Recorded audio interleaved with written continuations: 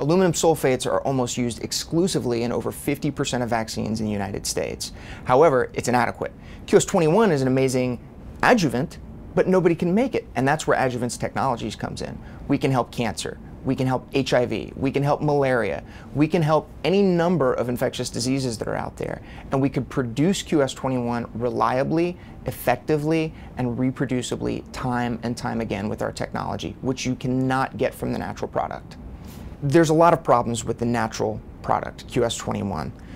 For instance, QS-21 is isolated from a tree bark that only grows in the high deserts of Chile and Peru.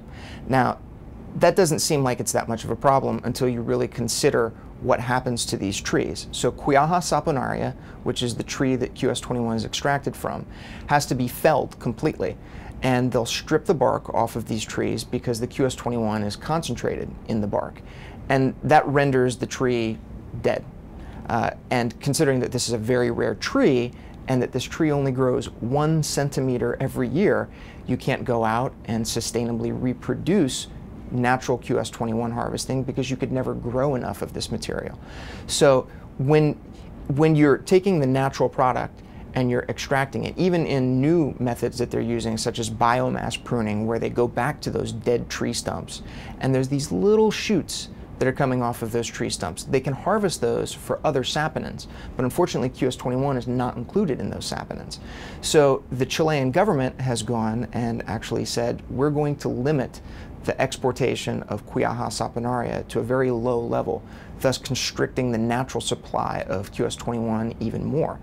Phil Livingston, Govind Raghupathy, myself, and David Jin created this company to drive better adjuvants forward into the marketplace. And currently, we've innovated over 80 new molecules that do not exist in nature and never existed before. And what we are attempting to do now is move these better adjuvants into the marketplace and commercialize them. We have molecules that are more efficacious, less toxic, and quite simply can sit on a shelf indefinitely, unlike the natural product. So we've already created molecules that have well surpassed QS-21, and we're continuing to innovate and create new molecules based on the iterations that we make and test on a daily basis. My interest in QS-21 dates back almost 20 years when we started comparing the potency of different adjuvants in clinical trials as well as in preclinical studies. And we found right from the beginning, the first time we tested QS-21, this saponin fraction from the bark of a South American tree, from the first time we tested it, it outperformed all the other adjuvants we could come in contact with.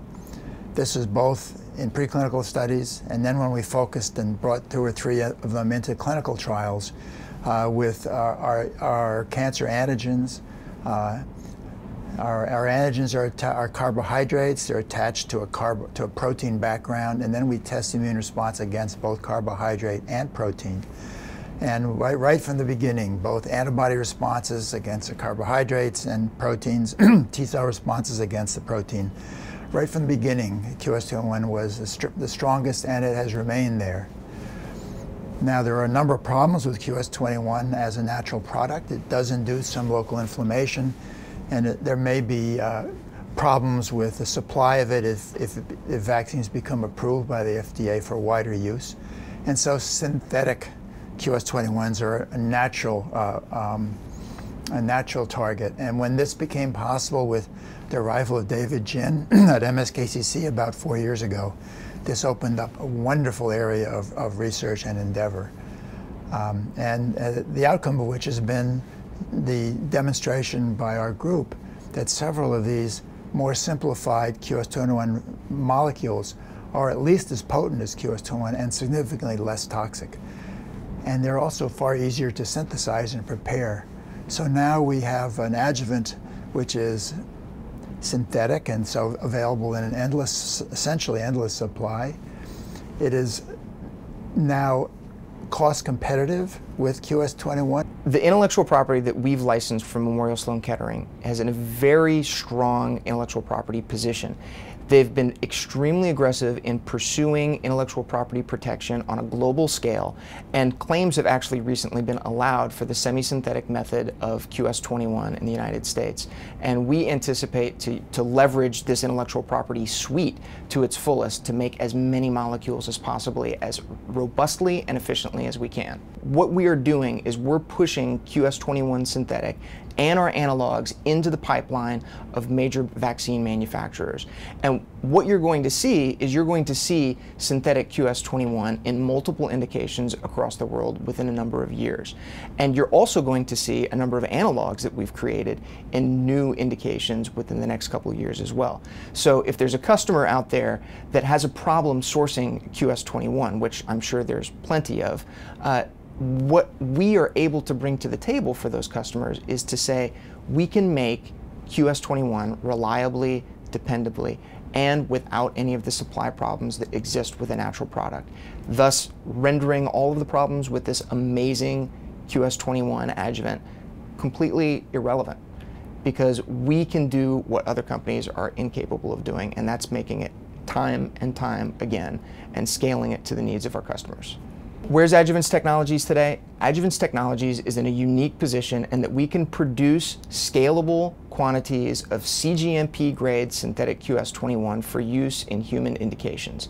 We also are at a point where we can use the revenues to make us cash positive and iterate new molecules and continue to innovate onto the future. So our unique aspect is that we immediately address a dire need in the vaccine market, and that is, where do we get QS-21 reliably? And then we leverage those revenues from QS-21 to innovate into the future as many times as we can. And we're going to take those molecules and put them in the hands of customers for various indications across infectious disease as well as therapeutic vaccines.